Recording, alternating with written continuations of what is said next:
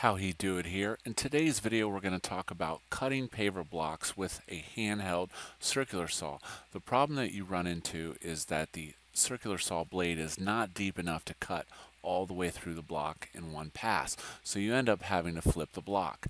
Well, I'm going to show you a quick little tip I use that after you flip the block gets you a decently straight cut. Getting things started, you're going to need hearing protection, safety glasses, and a diamond masonry blade. I definitely recommend the diamond masonry blade. I got it at Lowe's.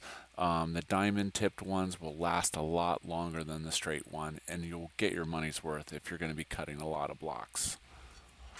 So basically, you mark the top of your block with a pencil, and then you go ahead and do your first cut across the block. Nothing special here. Keep it slow and steady. I had the saw at the lowest gauge possible so that it would cut as deep as possible. Also make sure that you don't have a side angle. Then you're going to flip the block over. Now this is where it gets a little trickier.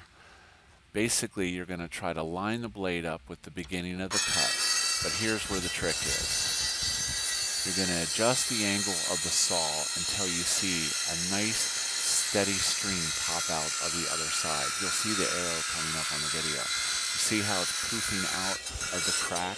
That means that you're on the same track as where the previous cut was, and you're going to get a nice, decently smooth cut. And there you have it. It's not that hard.